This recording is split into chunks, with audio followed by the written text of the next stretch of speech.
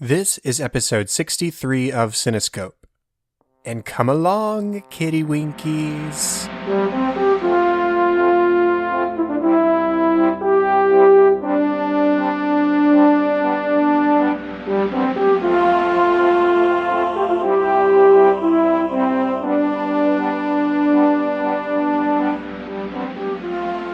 Welcome to Cinescope, where our goal is not to criticize or to assign ratings, but rather to celebrate the movies we love, exploring story, characters, music, and relevance to the world around us. I'm your host, Chad Hopkins, and joining me today is Gene Goswer to talk about one of our favorite films, Chitty Chitty Bang Bang. Gene, how are you doing tonight? I'm doing terrific. How are you, Chad? I am doing all right. I am excited to talk about this longtime favorite musical film of mine. If I recall, we just sort of stumbled upon the same conversation on Facebook and both iterated our love for this movie, and so here we are.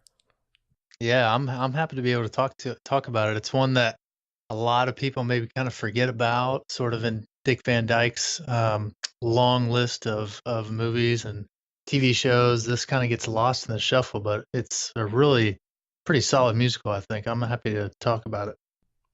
Me too. Now, you were last on for our Toy Story 3 episode, so it's been a long time. So how about you reintroduce yourself, tell people who you are, what you do, and all that kind of stuff? Well, I'm Gene Goswer, as Chad said. I primarily do some writing and podcasting for A Clear Lens. Clearlens.org is the website. That's a Christian apologetics and worldview website. We have a biweekly podcast. There's articles out every once or twice a week. I also do some work with Real World Theology. That's a Christian movie review website. And we have a podcast there as well. Mikey Fissel runs that, and we get reviews and commentary out almost every day. So I'm pretty active in kind of the blogging world. That's pretty much where you can find me, on clearlens.org or realworldtheology.com. Yes, I found you through Real World, and I have listened to an episode or two of Clear Lens, and we'll definitely be checking it out more. But definitely go check those places out if you want more of Gene. I was just glad that I remembered how to pronounce your last name. Didn't have to remember. I didn't have to ask. So well done. Thank you. Well, I'm ready to just jump into our discussion if you are. How about it? Let's do it. Okay, so once again, we are talking about Chitty Chitty Bang Bang. It was released on December 16th of 1968 and was directed by Ken Hughes, who also directed films such as Heat Wave, The Trials of Oscar Wilde, and Cromwell. The script was written by, this is interesting, Roald Dahl, best known as the children's author of stories like Charlie and the Chocolate Factory, Matilda, James and the Giant Peach, Twitches, all those kinds of things. Written by Roald Dahl, as well as Ken Hughes, and is based on the 1964 book Chitty Chitty Bang Bang by Ian Fleming, who created the character of James Bond. So some interesting writing credits attributed to this film. Yeah, definitely. I mean, if you look at Ian Fleming's lists of things he's been involved in, you see a whole bunch of James Bond stuff, and then kind of plop right in there in the middle is Chitty Chitty Bang Bang. So maybe we'll talk about that a little bit, but definitely an interesting pairing of screenplay writers and novel writers inspiring this story.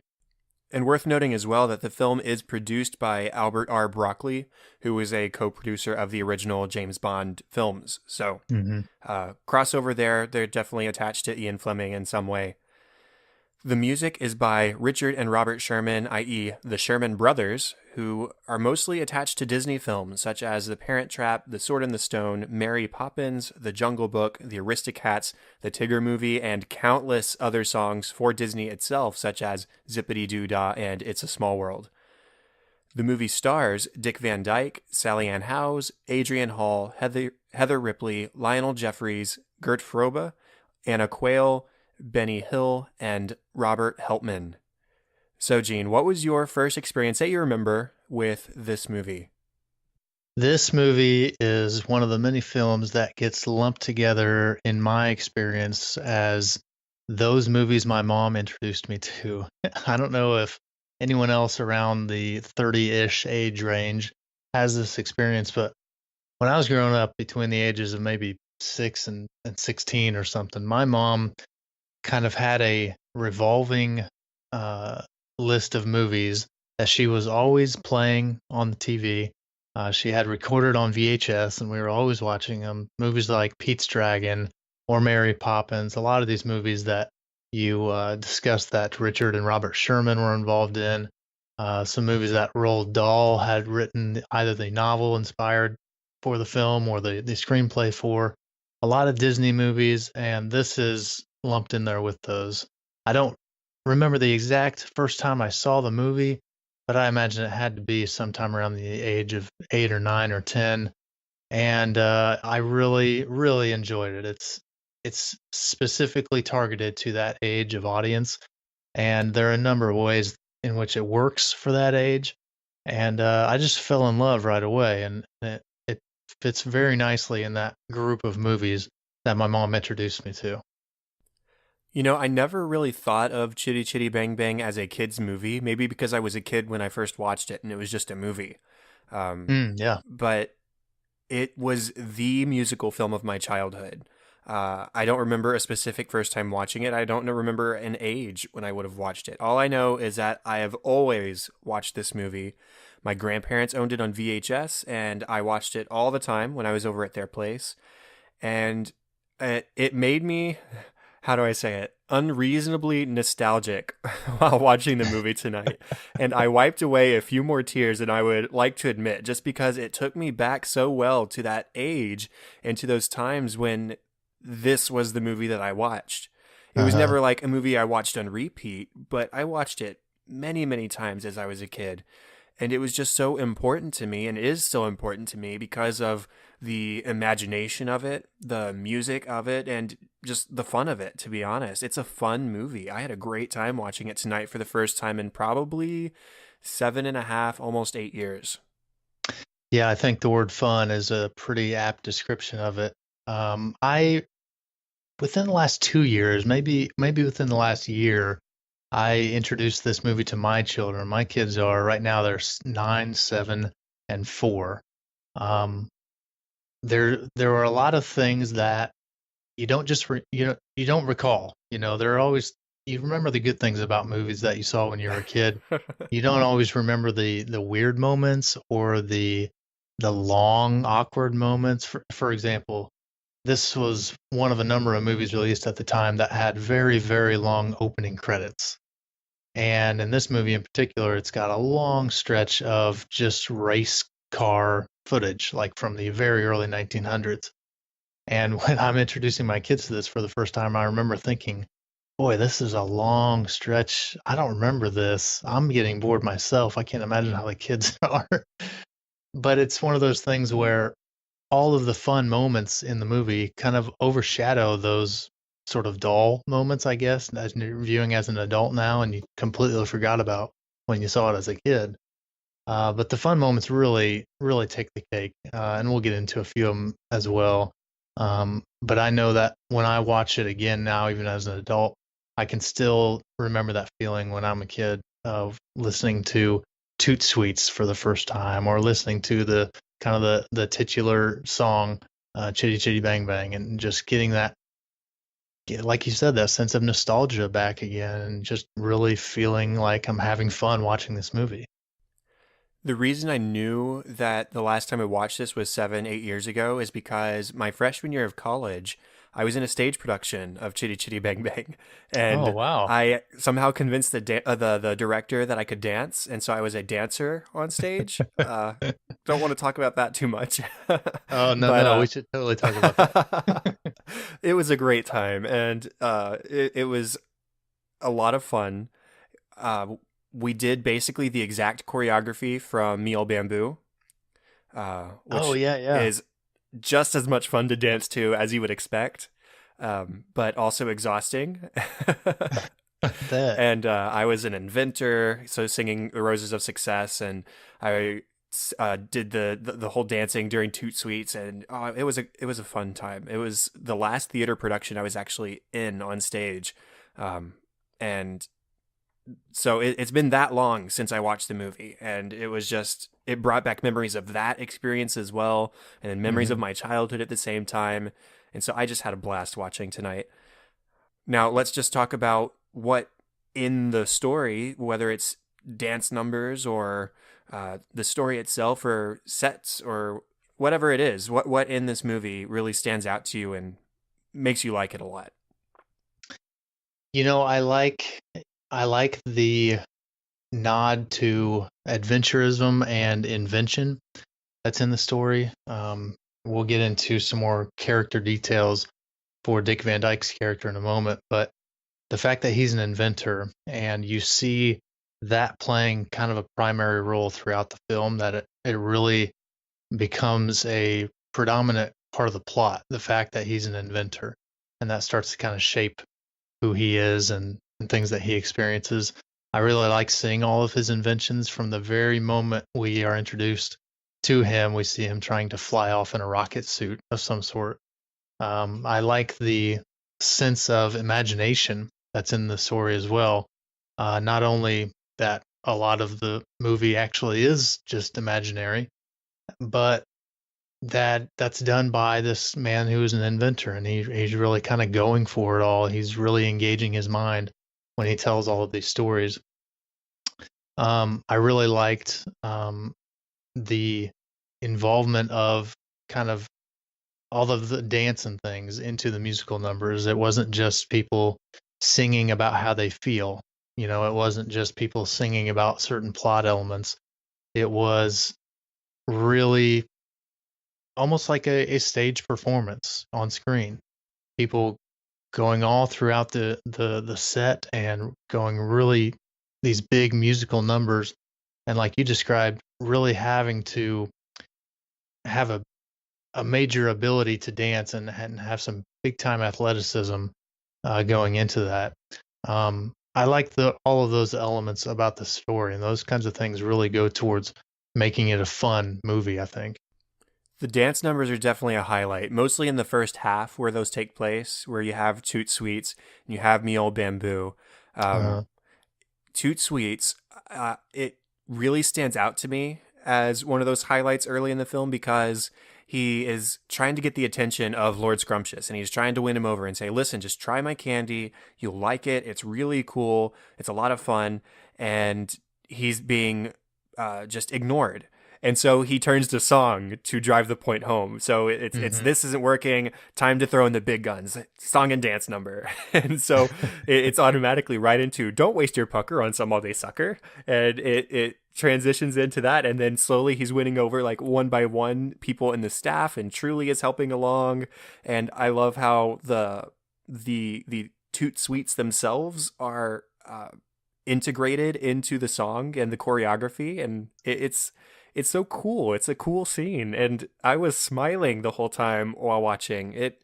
It's such a colorful part of the movie, and it really sets the stage pretty early on. It's probably within the first half hour of the film that we get that song and dance number. Yeah, it is, and I'm trying to think. One of the things that struck me as I was watching the movie is that for a musical, the first musical number doesn't occur until pretty well into the film. I mean, I'm trying to recall, correct me if I'm wrong. I think Toot Sweets is the first musical number in the movie. Am I right about that? We have U2, but it's not a song and dance number. Right, he's singing to his Mm-hmm. children. Mm-hmm. Yeah, but that's the first kind of big thing. It's really the first one that kind of lets you know what kind of movie you're watching, I think, right? You know what you're in for after you see that scene. And there are so many musicals nowadays that kind of lead with that, right? The very first scene is a big song and dance number, or it's a big belting song. It's laying out the whole plot for you. It's telling you about these characters right at the get-go. I mean, this is one when I saw Frozen for the first time, the Disney film. The very first scene is a musical number, and I remember thinking, boy, I didn't know this was a musical. And that was the scene that really got me, straightened out to know what I'm watching. But in this movie, it's well into the film. It's probably the 15 minutes in until we get the first musical number, and it really does set the tone for the rest of the movie, I think. And we get a couple other of those big, dancing musical numbers, but we get a couple other kind of somber moments too. It's not too long after this that he sings "Hushabye Mountain" to his children, and I don't know if you got this feeling or not, Chad, but when I watched that scene, I was really getting an air of Mary Poppins and the "Feed the Birds" song. I don't know if it was the notes that the song was hitting on or what it was. Maybe just having Dick Van Dyke singing it and kind of hitting on some of the tones that he was hitting on to Mary Poppins. I don't know what it was, but I was really getting a big sense of that. And that's a very somber song. It's not this big over the top production kind of thing as you see in a lot of these other ones. So there's some highs and some lows there as far as emotional range. Um, but yeah, the Toot Sweets scene in particular is a whole lot of fun. I like the comparison to the Mary Poppins music. In fact, when I auditioned for the stage version that I was in, I sang a snippet from Chim Chim Cheree, which is sung by Dick Van Dyke, written by the Sherman Brothers, and it very much feels like a slice out of the same whole. Both Chim Chim Cheree and Hushabye Mountain and Feed the Birds, for that matter, they all fit the same sort of mold, and I like that. I like that there's sort of a continuity there.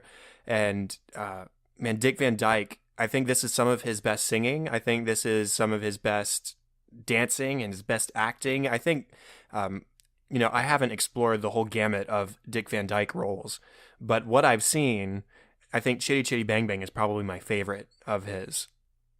Oh, yeah? Yeah. Again, I'd have to dive deeper into his filmography to make a definitive statement, this is his best, but of what I've seen, this is my favorite. And part of that is because of how rooted in my childhood this story is. And, aside from the music and the stage production of it all, the crux of the story that I just really love is that it's a father who sets out to do something beyond his means for his children. And he does what he can, basically, to buy what is their imagination mobile. It's just this heap of trash that's sitting in a dump. And they have fun with it, and so he does what he can to get it for them. And then he fixes it up for them. And then the whole rest of the film, the latter chunk, is supposedly a story where he's just telling this fantasy of this Baron bombburst who's evil and his wife hates children and he wants to steal the car and they kidnap Grandpa. And all this is a story. But then you almost have these, you could almost argue that parts of it aren't story, right? Because there's lots of character development that happens between Caractacus and Truly during the story itself that doesn't seem like something he would tell as a story.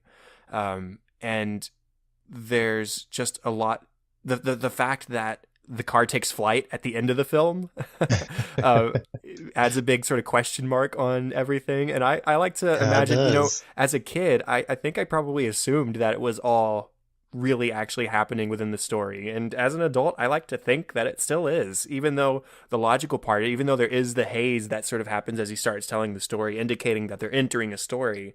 Yeah. There's too much that happens later that sort of cancels that out in my mind. And it's just, it almost brings back vibes of The Love Bug, Herbie. And I looked to see if this might have been inspired by that in any way, but that actually came out after this did by a week. They both released in December of 1968. So there wasn't too much crossover there. But yeah, I love the debate. I suppose it's not like people are having discussions about this online all the time, but I love the inner debate I have over whether or not this is real or whether it's just fantasy. And I think it's fun to toy with that. Yeah, that goes towards identifying what kind of genre to place this in, because it's definitely kind of adventure fantasy. And you start to, there's a point in the film where you're kind of settled on the fact that, okay, that was all just a story and none of it actually happened. But in telling the story, Van Dyke's character, Potts, learns things about himself and maybe about his kids or about Truly. Because I get the sense at least that as he's telling the story, he's kind of interacting with them, and they're giving him, bits and pieces of what they say happens or how they react or whatever. But then when it comes to the end, where it seems like, oh, that's definitely a story. They're leaving the beach now that they were on, where he was telling the story from the beginning, and they're now going back to their homes. But then, like you mentioned, when the car takes flight at the end, and he's describing how you need to be pragmatic and you need to do the logical thing and approach things rationally and all this thing, but the car takes flight. And I think it starts to fall into kind of a magical realism sort of genre where, okay, some of this could have actually happened and maybe it actually did. Are our characters realizing that they're flying now, or is this something that we're just supposed to be left with this impression of? So there's some uncertainty there, and it's kind of interesting to discuss where that uncertainty falls and what maybe actually was just a story and what actually did happen to him. Because there's definitely a break within the story he's telling of where it seems like he's done and they go on about their day, but then elements of the story continue and it kind of pulls them back in. When we get into kind of some character moments, I'd love to kind of dive into what that story means for Potts and him as a character. But as far as the plot itself goes, it's a really cool subcontext to the overall thing of what's going on with Potts and his family and what they need. The novel that Ian Fleming wrote originally, I think, was maybe a little darker in terms of his past, Potts's past. I believe I remember reading where the novel actually mentions that he's having a lot of trouble dealing with the death of his wife. And the movie never actually addresses that specifically. He does say, they need a mother around, that kind of thing, and that's kind of the whole point of the relationship of he and Truly. But the movie never really addresses those kinds of things. And I think it could have, but I think if it did, you'd get a little more into the serious nature of dealing with grief, and that's not really what the movie's going for, right? It's a fun kids movie and can't get too serious about those things. Right. I mean, it's about a dad who's trying to do what he can for his kids and questioning whether he's doing everything he can, whether this is a career path that he should continue pursuing or whether he should get a, for lack of a better word, real world job. Mm-hmm. And then everything starts to sort of align a little bit. And then Truly enters the picture. And it becomes about, well, maybe they need something more. They need more than I can offer them. Whether I get a real job or not, whether I'm successful as an inventor or not, whether I'm a good dad or not, they need something else. And that gets a little bit more into character stuff too. And I'm actually ready to sort of dive into that if you are. Yeah, let's do that. Okay, then let's just start about Caractacus. I adore him as a father. He is the best father, and he just wants the best for his kids. He is so great at the beginning of the film. He's an independent spirit, and it's like he knows what he wants his children to be. He knows what he needs to teach them to become that. And it's kind of like, everybody else just leave me alone. I got this. You could really get that sense, especially when Truly begins interacting with him about, she doesn't really ever call him out, I don't think, for what he's teaching his kids.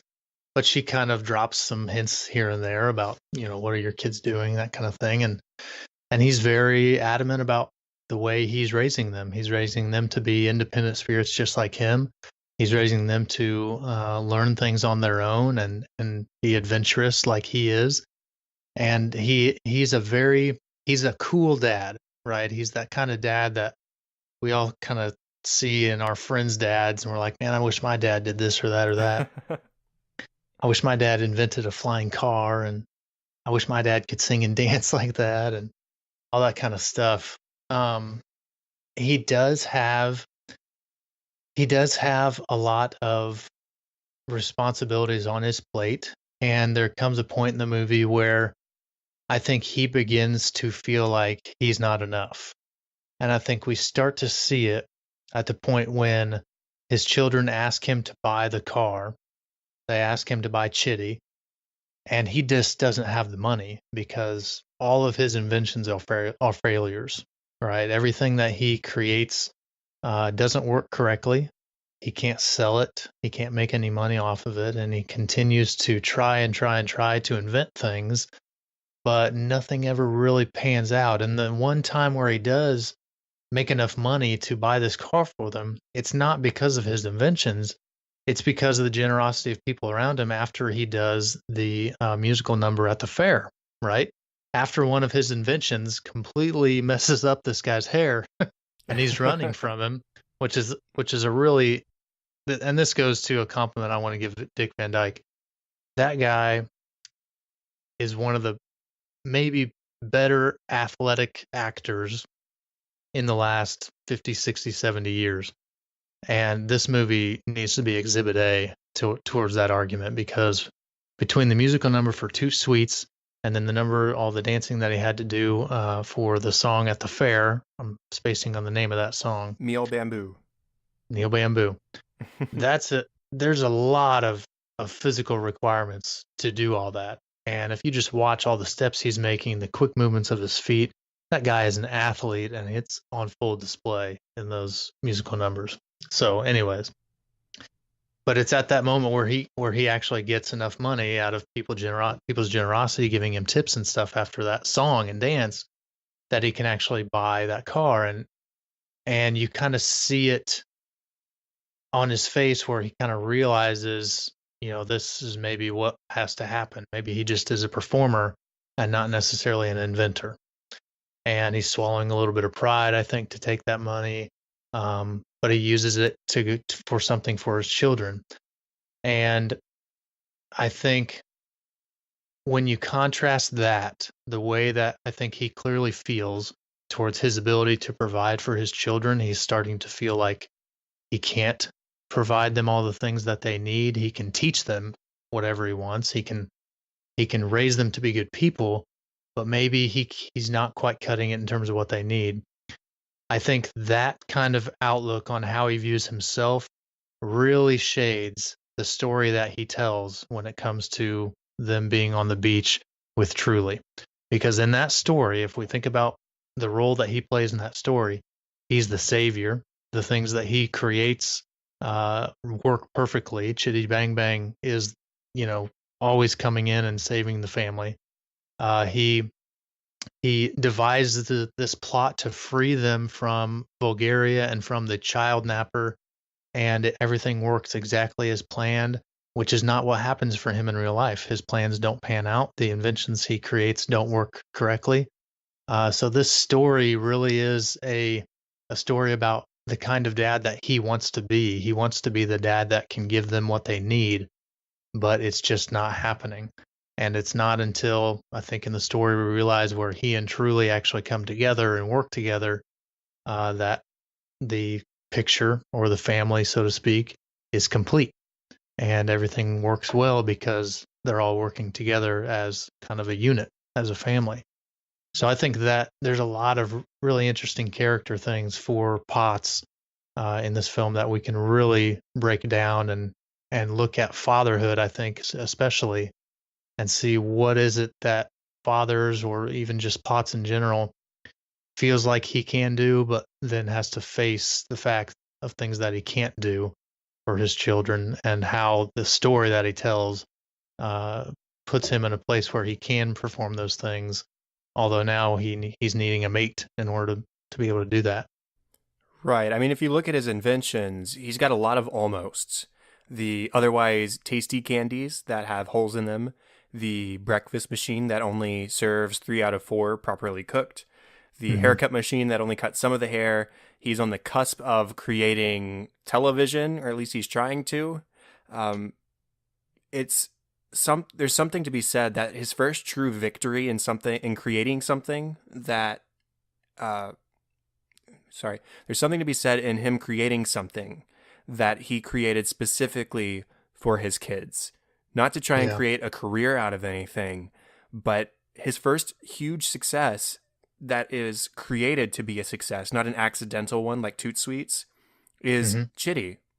Because he went out, he pursued the money for his kids, He bought the car for his kids, and then he fixed it for his kids, purely for that, not for anything else, not for any sort of personal gain, except for, I guess, the pride of being a good father. But that's not why he does it. He does it for Jemima and Jeremy.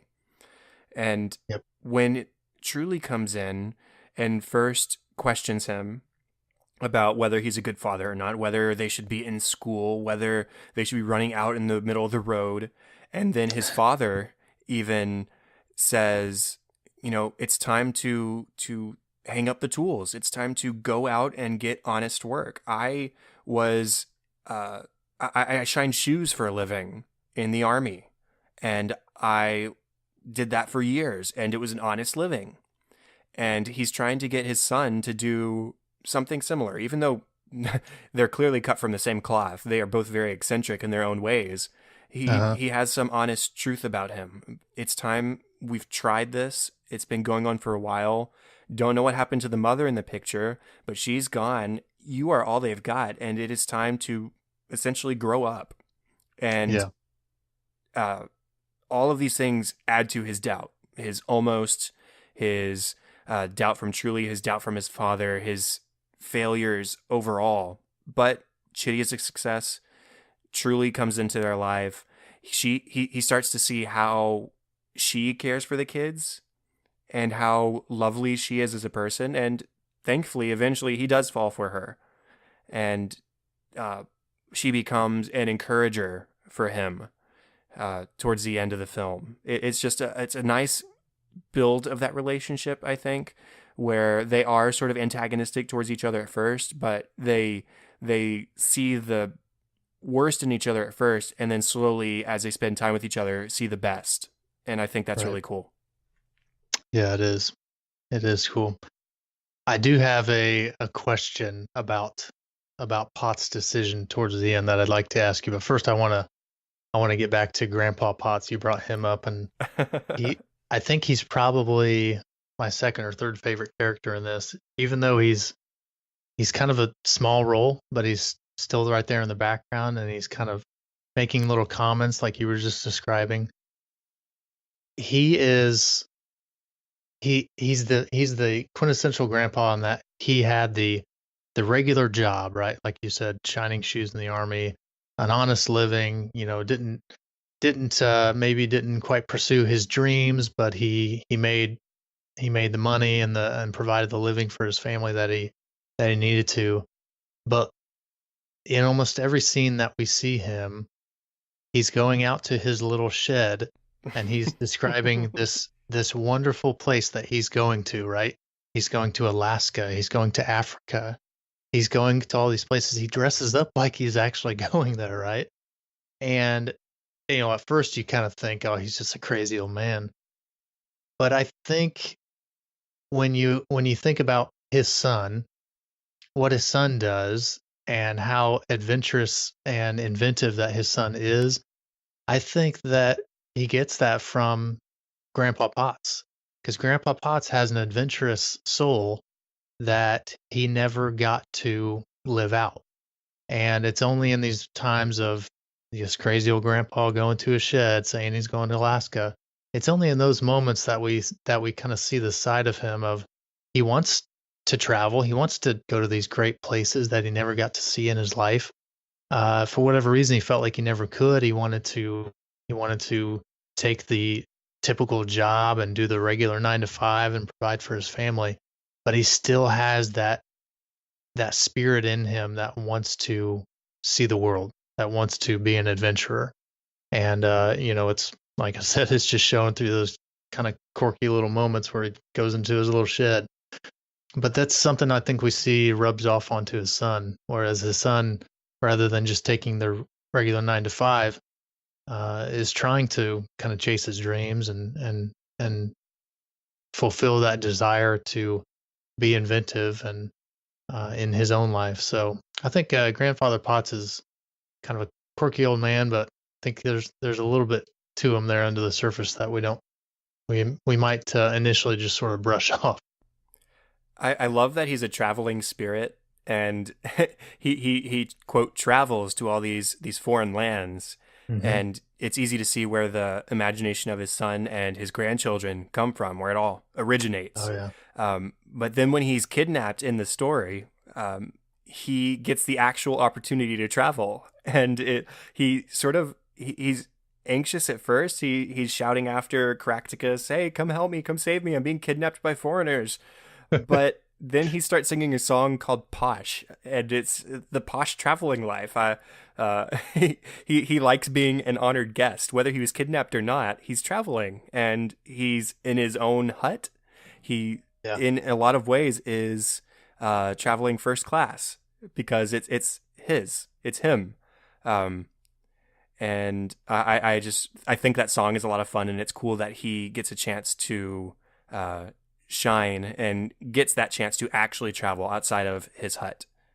Yeah, and then he's placed in a position where he has to try to invent something or create a flying car, and so he's just kind of in over his head. Then he got his traveling, and that was great. That's he's the posh life for him.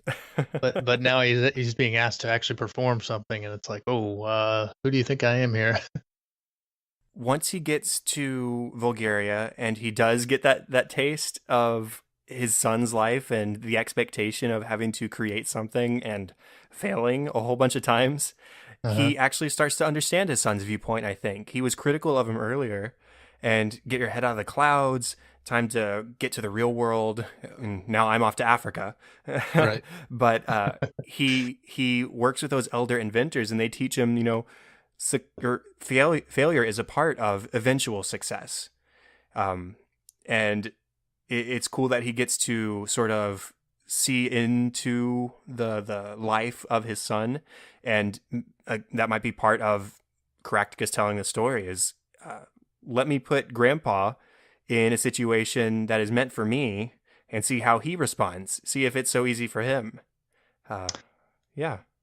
Yeah, that's a good point that he's surrounded by those elder inventors in Bulgaria. So they're kind of like his peers, and it takes a group of his peers to kind of help him realize the things that his son is going through.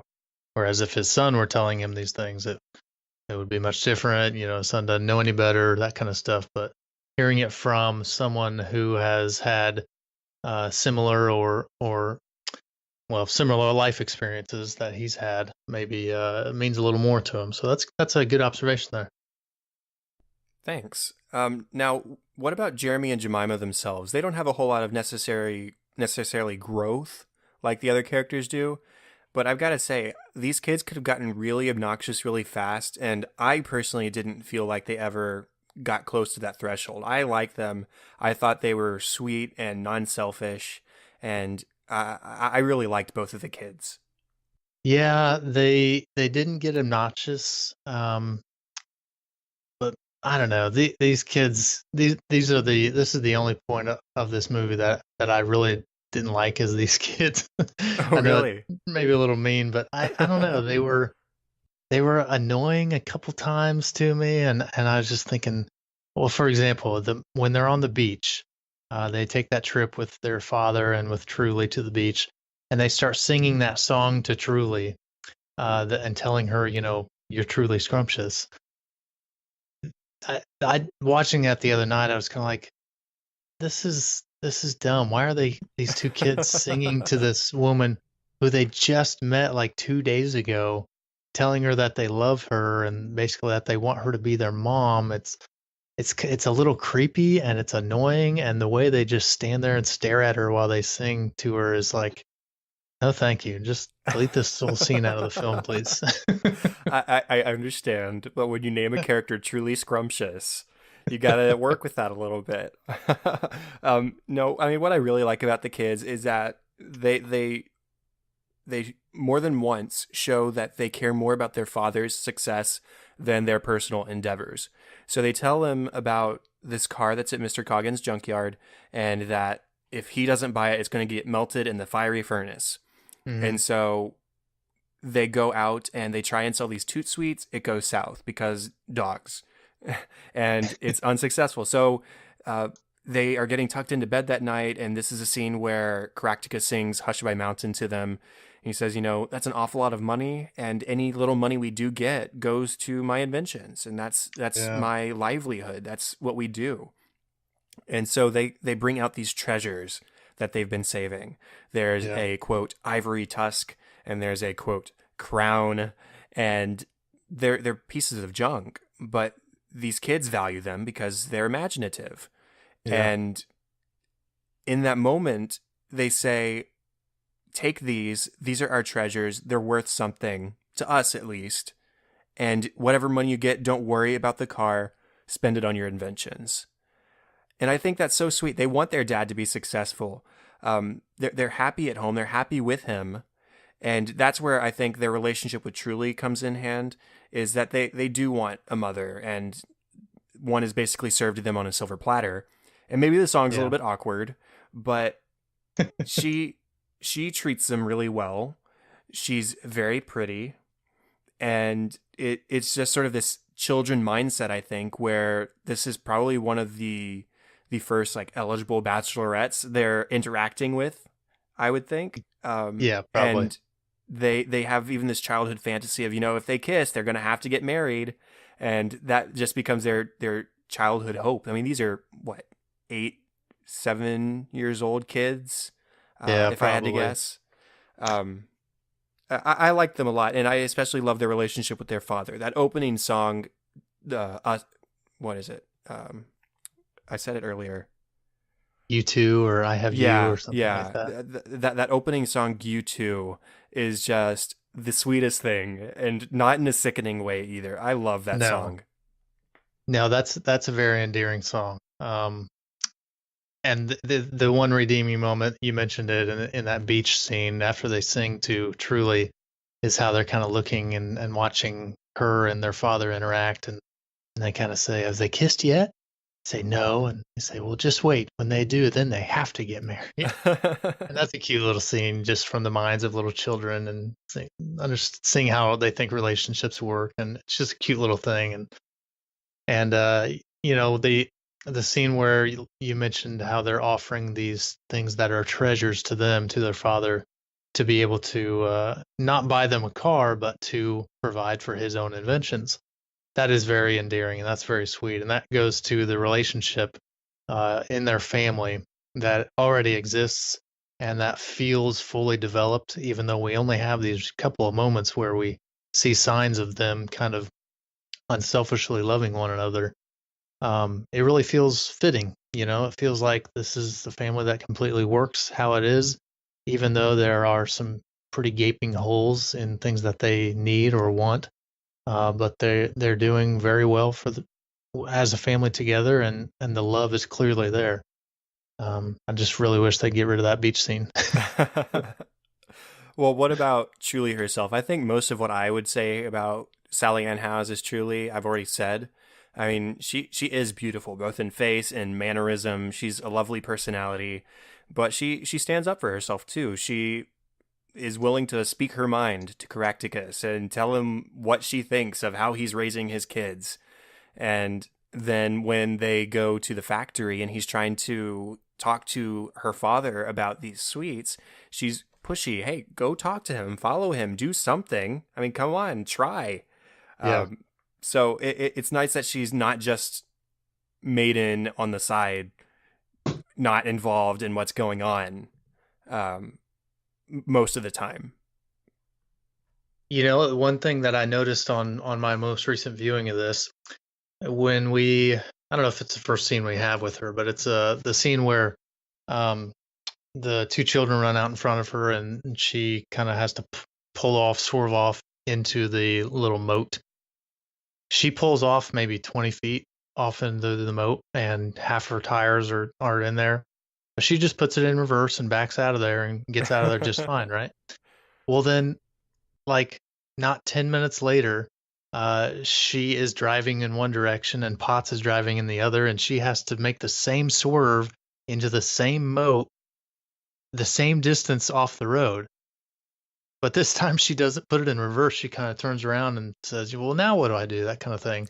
So she she's an independent woman in this film. She has her own agenda, so to speak. She doesn't need a guy to save her, but she wants a guy to save her, I think. And she wants a relationship with somebody that she can be with for the rest of her life. And I think she maybe kind of sees that a little bit in Potts at the beginning. If not, I don't know why she would ask him to save her from this moat that she just got herself out of 10 minutes earlier. You know what I mean? So I think there's a lot to her there. There's some depth there that becomes apparent later on. And like you mentioned in the scene where she is kind of pushing him forward to be a little more assertive in trying to push his invention, that goes to her independent spirit as well. She is kind of telling him what to do. She's running the show there a little bit, and she's the one telling him he needs to be more forceful. He needs to be more, he needs to go for it, right? He don't just be a pushover or anything. So she's kind of a driving force in a lot of this movie, and it's fair to say that she seeks out Potts as much, if not more so, than he seeks her out. Yeah, I mean, she sings a whole song about how her life now has a plan to someday make him see. Yeah. I've got the lyrics here that I need him as much as he needs me. Yeah. So I didn't think of the second and third time driving into the lake as her trying to sort of woo him. But I like that more than the idea of it being a sort of inconsistency. So I think that it's a smart way for her to get in the car with him, whether it's to spend more time with Caractacus or probably initially to spend more time with the kids and make sure he's doing what he needs to do as a father, I would think. Right. And, between those kids running out in front of her and the kids running out in front of Chitty at the very beginning scenes where the car is winning all the races, if it weren't for a couple stinking kids running out in the road, this movie would never happen.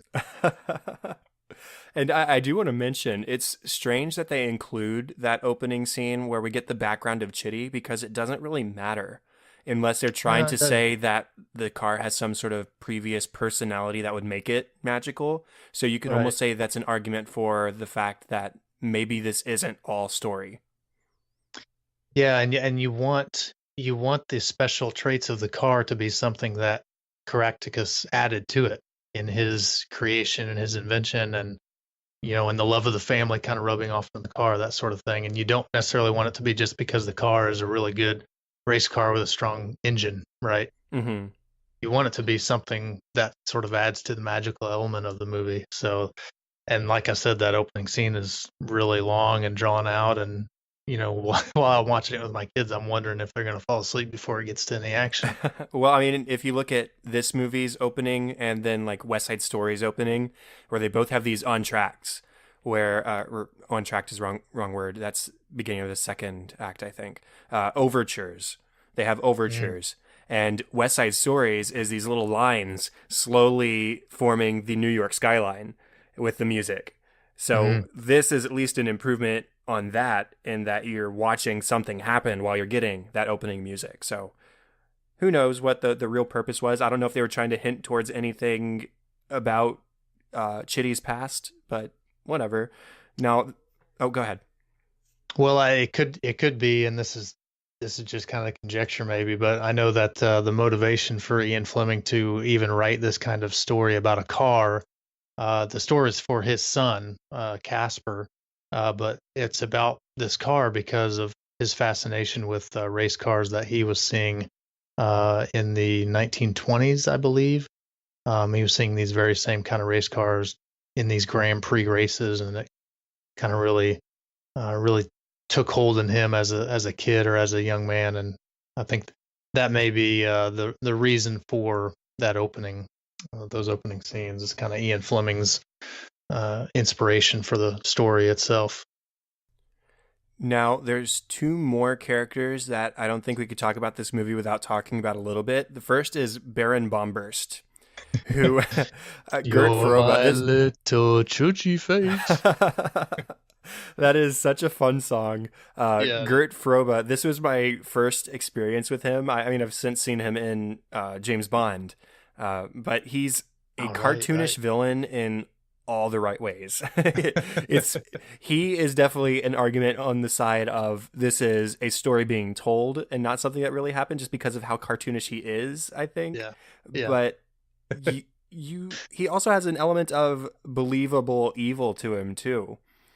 Um, and that weird quirk of liking toys so much. He's very childlike. He's quick to anger, and the toy maker in Bulgaria, which, by the way, hilarious name for a country, Bulgaria. Bulgaria, right? But he basically, there's no children in Bulgaria allowed, and still he has enough childlike tendencies of his own to replace the lack of childlikeness from actual children. Yeah. Talk about a villain that Sigmund Freud would have a field day with. I mean, this guy is all over. He hates kids. He hates his wife, even though he pretends to love her. He loves toys. Like, there's a lot going on there, like some deep-seated problems with this guy. But he's, like you said, he's a caricature of a villain. If ever there was one, he's got the long mustache, the twirly kind of mustache. Every time something goes wrong, he gives that all shocks arm, swish or whatever. Uh, it's he's a fun villain. He's the type of villain that you need to balance out the uber creepy kidnapper in the movie. He's definitely I don't know where I was going with that. I love that his disdain for his wife is unexplained. Yeah. It's just that he hates his wife for some reason, and so we get these scenes where he's trying to inadvertently kill her, where like she's launched out of the back of Chitty because Grandpa doesn't know what he's doing and hits the wrong button, and she And he slowly loves it. yeah, he loves it, and she's slowly floating down because her skirt has inflated, and he decides the best way to get her down and maybe kill her if he's lucky is by taking his rifle and shooting at her. And Yeah. And he before he does, he says, I've been waiting for this opportunity. and Like, that's holy cow, what's happening here? yeah, I love that. That's so funny. And then the whole Chuchi face number itself, where they're dancing around and she's in love with him, but he is trying to kill her every instance he gets. He leans her in front of a coat of armor and nudges it at the right Yeah. moment so that the axe drops, but she gets out of the way in time. Then she's laying on the table, and spike from the chandelier above the table falls and would have impaled her, but she moves again out of the way right in time. And then Yeah. he opens a trap door that she falls into, and he thinks he's finally done it, and he starts singing his part of the song down the hole, and she enters the door from the other side of the room. And he's just so put out. It's just such a funny relationship, and I love that there's not an explanation. I don't want one. I just think it's hilarious.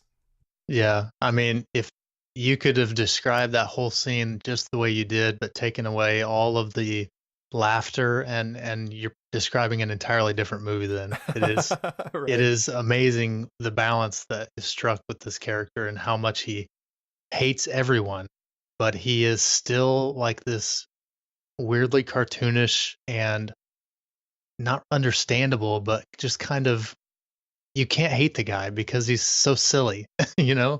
Right. And then that leaves us with the character that the reason I timed this episode for this part of the year is because it's almost Halloween. And when you mention Chitty Chitty Bang Bang to most people, I think a lot of people's minds go to the child catcher and Yeah. this very creepy, very disturbing character that traumatized a lot of children. This is interesting. So explain this to me if you can. Did you have a really scary experience when you watched this as a kid with this child catcher? I didn't, and Me neither. I don't. I mean, I understand the discomfort people have with him, but I was never scared of him. In fact, I I think I w- was more inclined to quote him as a kid. The whole lollipop scene, yeah. and Kitty Witty Winkies or whatever. I thought that was funny. Not that the character himself was funny, but that scene where he was all dressed up and in disguise and trying to lure the kids out. And I don't know what that says about me, but I was never scared of him. You're exactly right, because watching it now and knowing that I wasn't scared of him when I saw this movie, but watching it now and trying to place myself in like a 7-year-old mindset, I'm like, why wasn't I terrified of this man who's kidnapping children and luring them in with candy? I should have been really scared. What the heck is wrong with me? Why am I finding enjoyment in this instead of just utter fear? Because so many people, like we said, this is like causing nightmares for them as children, and it's a very identifiable point in their movie watching lives where they were totally scared by something that they saw as a kid. And where if you see it now, an adult, there's nothing particularly scary about it. He's kidnapping kids, but it's going along with with the cartoonish villain that we just discussed. This guy has a super long nose, and he's going around in a horse and carriage with prison bars. It's kind of, that doesn't seem like anything that necessarily should be too scary, but to a child that should be really scary. And I'm just like wondering why I wasn't scared at it. I did notice in this viewing that he's pretty sadistic. Like he is relishing the thought of the toy maker possibly dying at the hand of the Baron. He says the Baron's wife will wear your teeth as a necklace and your eyeballs as earrings, and he's looking forward to this. And then the guy comes upstairs from the basement and says, "Oh, they're not down here." And he, "Get out of my way, you idiot," and goes searching for him himself. But he's like excited about it. Not something I probably picked up as a kid. But how wonderful that this character that scared so many children and kidnapped so many children within the film is captured at the hands of children at the end. Yeah. It's funny the turn that this movie takes, because, when the story begins, when Potts is telling the kids the story on the beach, it's just these make-believe beginnings of kind of the stories of a bond that a family is going through. And then it turns into like this child liberation movement and a complete disestablishment of a monarchy in this fanciful kingdom. It's like immediate turn like that.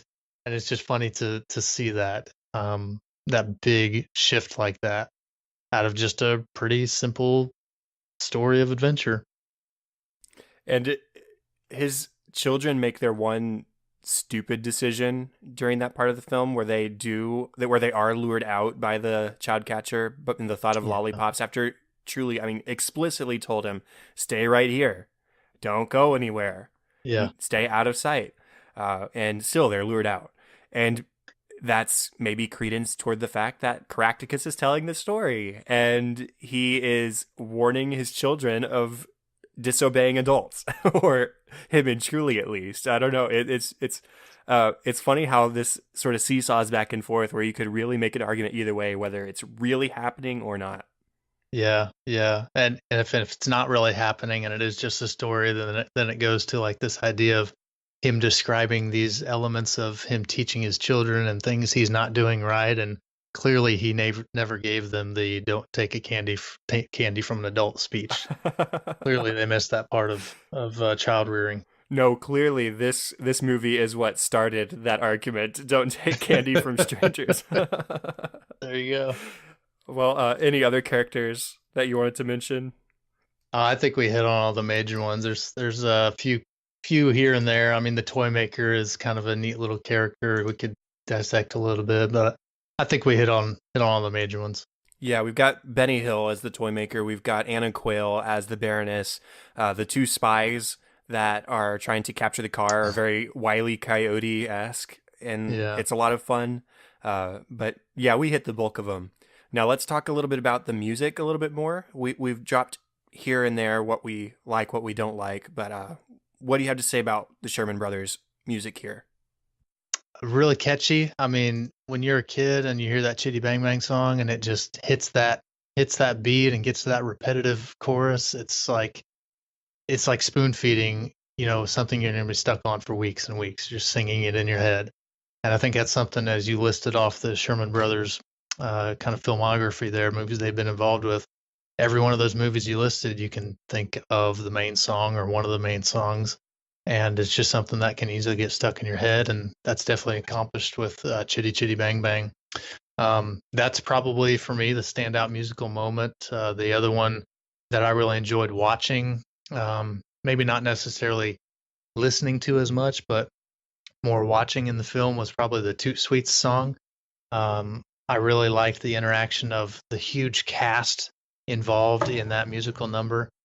That was a lot of fun. I You love know, the there's I love the lyrics of Toot Sweets. The bonbon you blow on, the whistle you eat, and there's just a lot of funny, clever lyrics in Toot yeah, Sweets. yeah, there are. It's a very smart song, kind of just rhyming everything together and making words have double meaning with on each side of a verse. Really smart song, I think. And I'll say it again, that whole musical number just goes towards cementing Dick Van Dyke in like the best athlete actor, award. He's really doing a lot there. He's going up and down stairs. This is the guy that's 42 years old at the time, I believe. And while that's not really old, that's not, a young spry man anymore. 42 years old. I'm 35. I don't think I could pull off half the moves that he's doing in this. He's in excellent shape. He's pulling off all these dance moves. Um, I don't know. There's probably a handful of actors in Hollywood today that could do it. I kind of liken him after you see La La Land with Ryan Gosling, um, and you think he's doing a good job in the dance numbers in that movie. Just watch Chitty Chitty Bang Bang and kind of get your center back a little bit. I don't remember where I heard it or read it. It might have been actually on the special features for the Blu-ray or something. But I think that Dick Van Dyke said "Me All Bamboo" was the hardest dance number he ever had to do. Um, I I, believe it. yeah, I'd have to verify that somewhere. So don't take my word for it. But I think that's the case. But as for the Sherman Brothers songs themselves, I love the main theme song.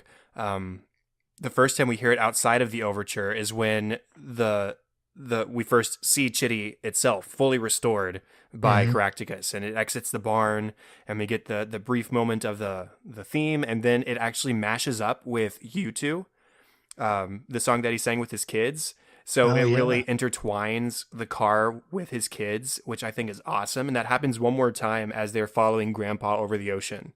Um, and what's telling about that, I suppose, is that the kids are asleep at the moment where that's heard. And so it's Caractacus and Truly talking to each other and gives a different meaning to you too, I suppose. Yeah, it does. And when he's building Chitty, uh, there are uh, there are the music of U2 and Hushabye Mountain, both Mm-hmm. songs that he's singing exclusively to his children. That's the music is playing in the background as he's building Chitty. So that goes to serve as, like we mentioned before, the motivation for why he's building Chitty is for his children. And those songs help us kind of remember that. Mm-hmm. And I mean, every single song I think has the Sherman Brothers charm that you would expect. There's really Hmm. not a dud in the bunch, although "Lovely Lonely Man" is a bit slow. It was the song that I skipped as a kid, and even tonight it was a little bit slow for my taste. But it's fine. I like it, and the rest of them really stand out. I mean, Two Sweets and the main theme are probably my favorites, but I adore You Two and Hush by Mountain. Both times we hear it, and then Chuchi Face and Roses of Success are just hysterical. I think I could watch the Chuchi Face number over and over. It's so great, I so great. agree.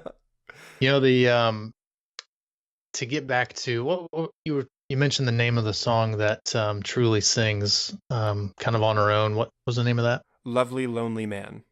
Lovely Lonely Man.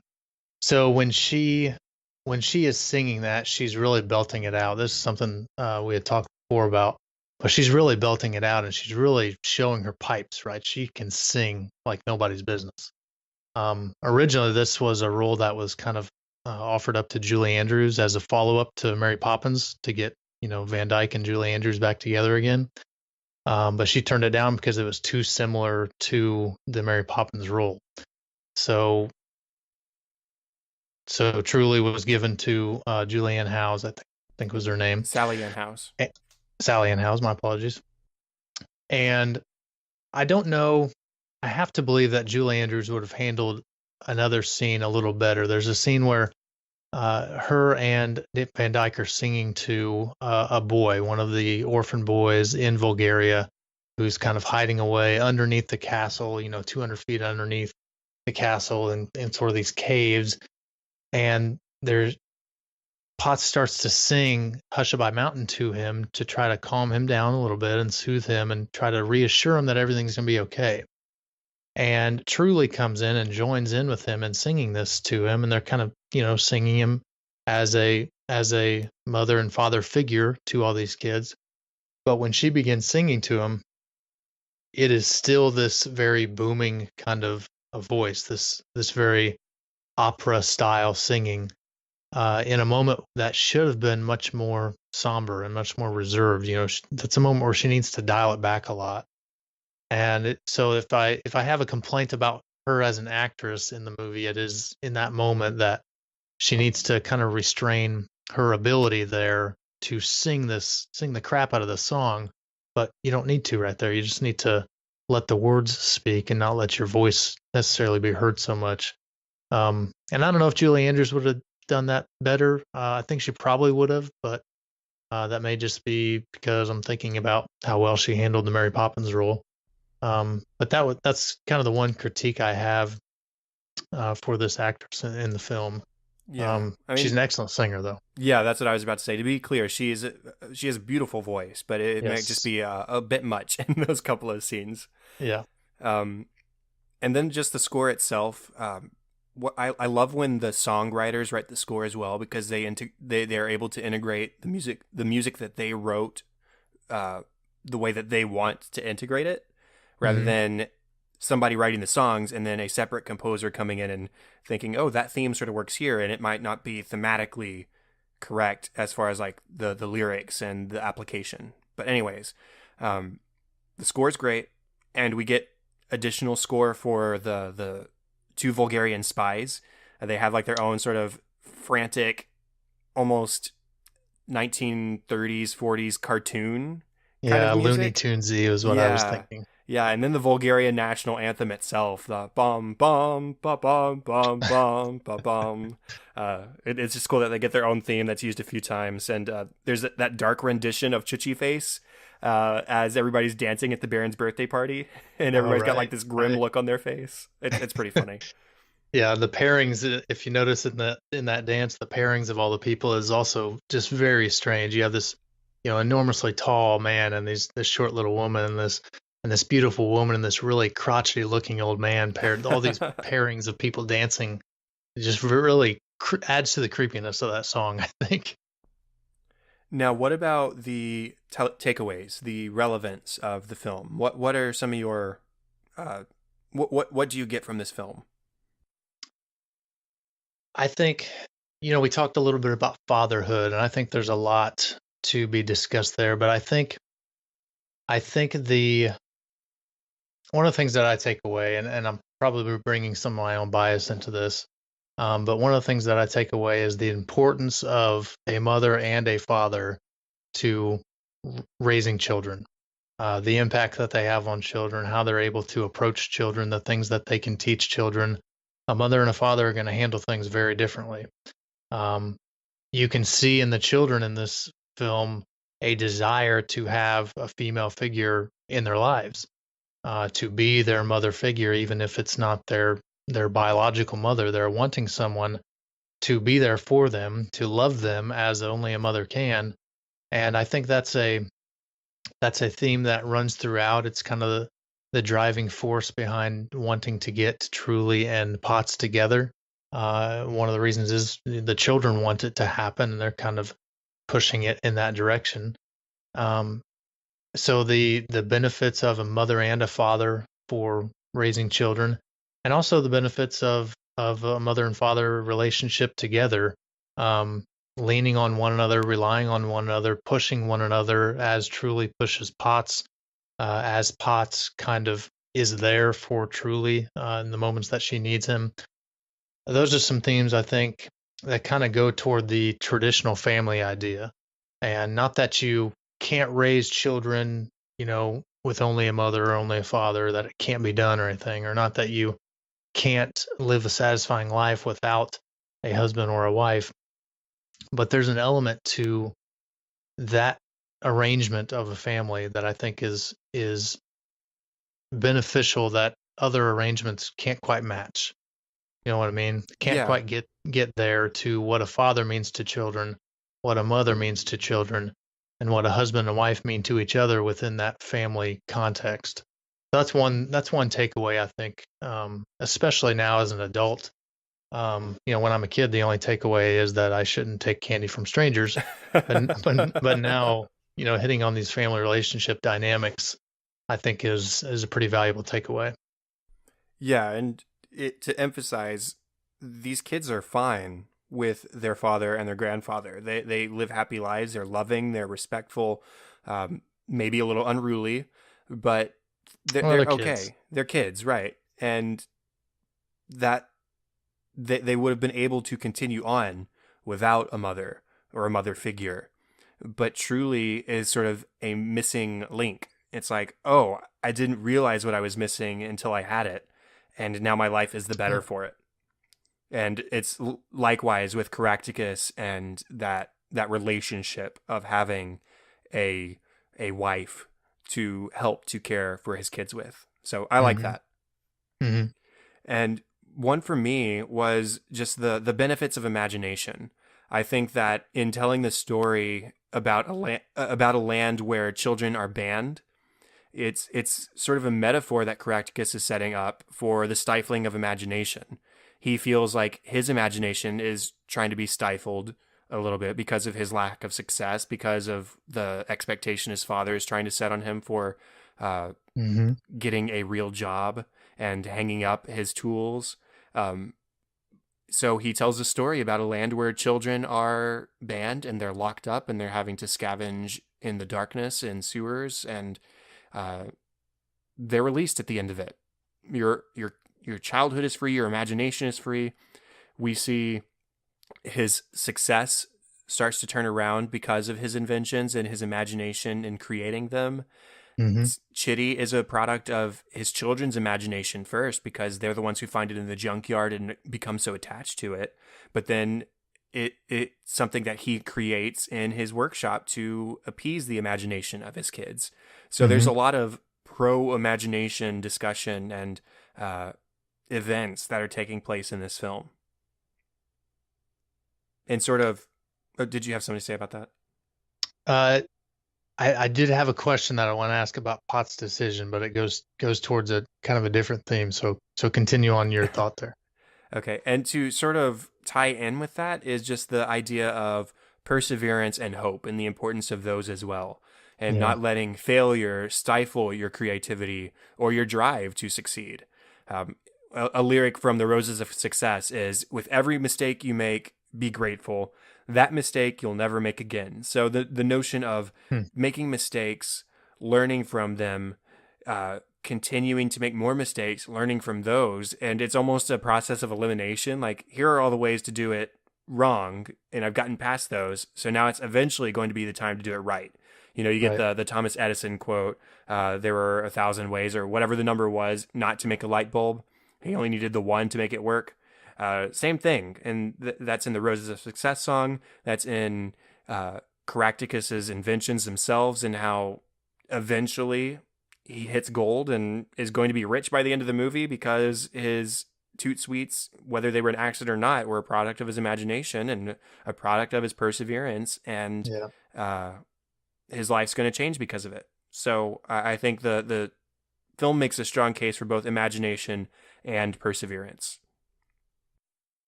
Yeah, I totally agree. Good, excellent points there. That last point you make, where he's now getting ready to strike it rich, goes toward the question I have, that I think it can be kind of a character analysis, but also towards this idea of what's the relevance and what are the themes of what kind of message is this leaving, and that is this. So at the end of the movie, Potts and Truly come to this point where they kind of both recognize that they want to be together.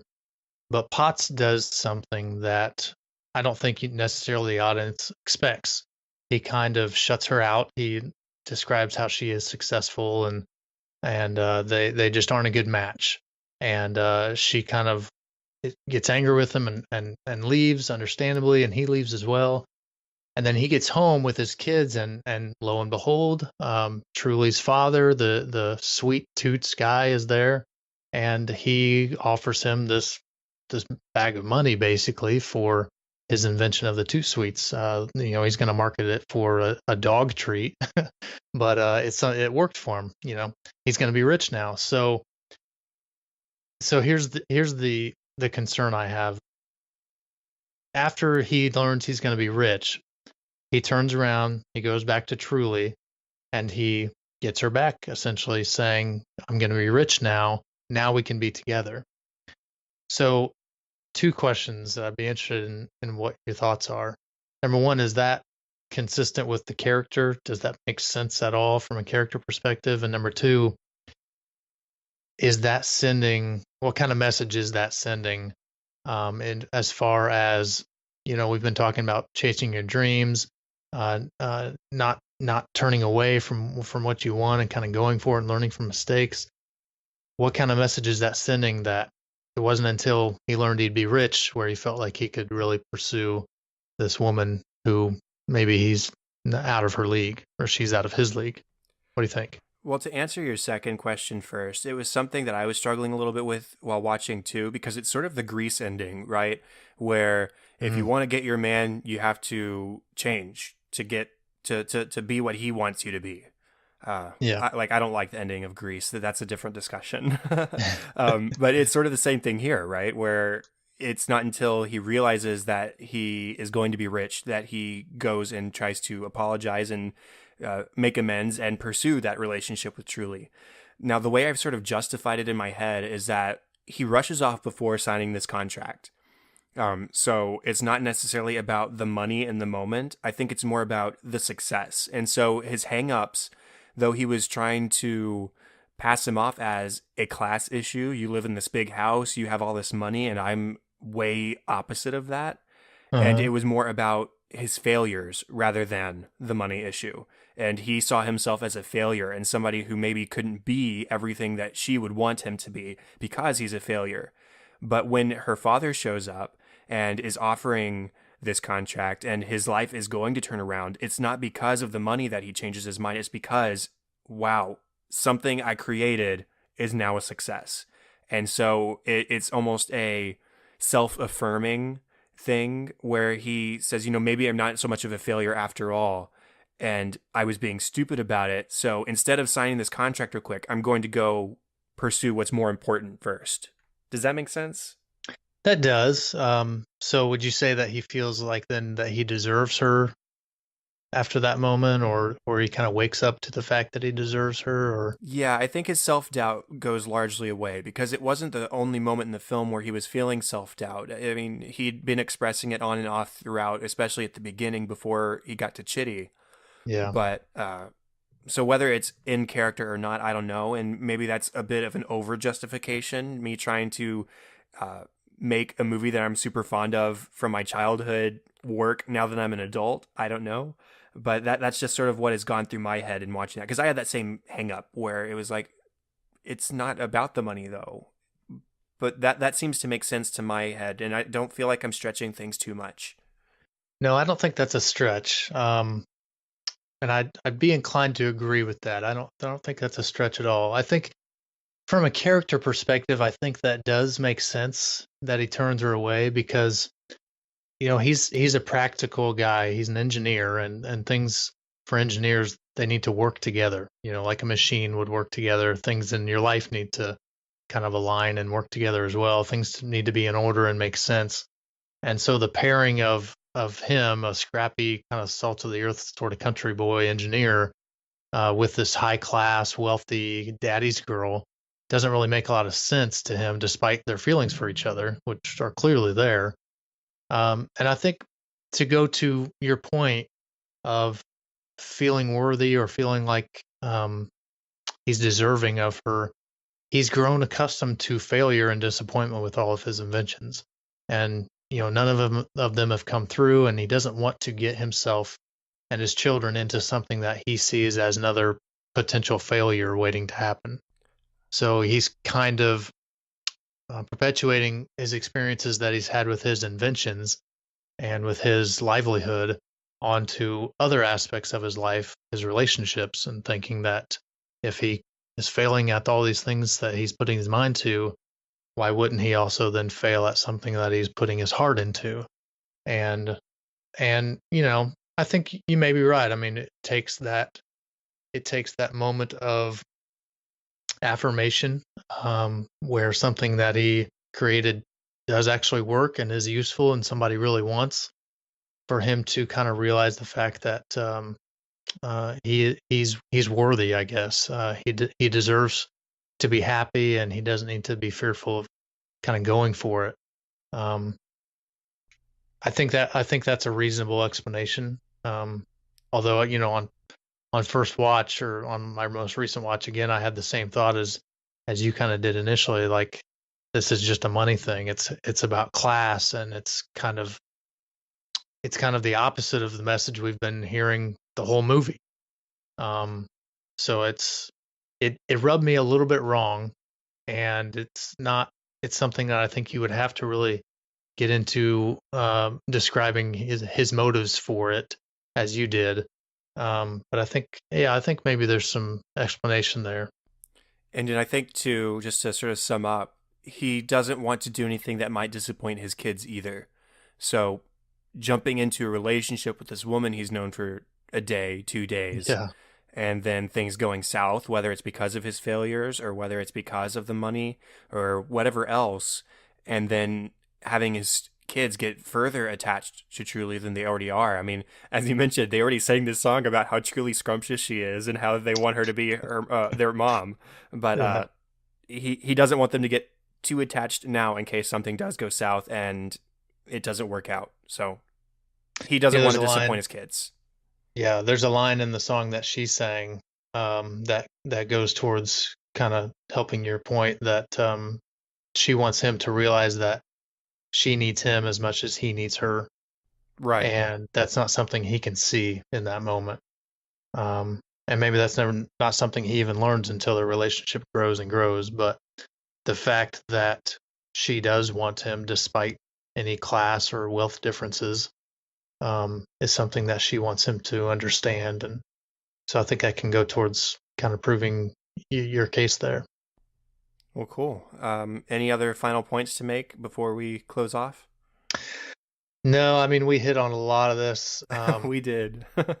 This is a fun movie. I think if you can get your kids past the opening scene of just a lot of race cars going down the tracks, there's some cool wrecks there. Maybe that'll keep their attention. But if you can get them through that, then I think they'll quickly be hooked. It's an excellent movie to show your 7, 8, 9-year-old kids. It's a lot of fun, a lot of opportunities to sing along, and um, invite your imagination to get involved in the story. So I would recommend this movie for pretty much anybody. I would too. Not only because it's a favorite from my childhood, but because even now I have a lot of fun watching it, and I had a lot of fun talking about it for Yeah. more than an hour. I don't know if I expected this episode to run so long, but I'm not mad about it. Well, I can get pretty long-winded. Me too. Well, I think that wraps up. That is the end of the official 63rd episode of Cinescope. Thank you so much, Gene, for coming back. Thank you for having me. Contact for the show, facebook.com/Cinescope Podcast and at Cinescope Pod on Twitter. Please remember to rate, review, and subscribe to us on iTunes or Apple Podcasts on your phone or other iDevice. If you have feedback or ideas, you can email the Cinescope Podcast at gmail.com. And you can also use that email address or any of our other social media to contact regarding hosting. If you have a movie that you love, think you could talk about it for a bit, let me know, and we will try and get you on the show sometime. Now, Gene, where can people find you online? You can check me out at clearlens.org, specifically the podcast page on that website, realworldtheology.com, and that's real with 2 E's, by the way. If you join the Facebook page for Real World Theology, you're going to find me in there a lot. There's a lot of great interaction, great discussion. I'm always having fun with everybody in there. So those are the primary places you can find me. I'm on Twitter too, at Wizard of Gaz, Wizard with no A. Okay, the best place to find me is at Chadadada, that is ChadAdAdAda, and facebook.com/chad.hopkins. And don't forget about my other show, An American Workplace, where we watch through every episode of The Office. This next week, we are finishing up season 2 and getting started on season 3. And you can find that where podcasts can be found and at the website workplacepodcast.com. And all of the show notes and contact information for this show can be found at the Cinescope And that's all for this week. Thanks, Gene, again for coming onto the show again. I was glad to talk about this childhood favorite. Me too, Chad. Thanks a lot for having me. And thank you, everyone, for listening to episode 63. I'm Chad Hopkins. This was Cinescope, and we'll be back next week with episode 64. Have fun and celebrate movies.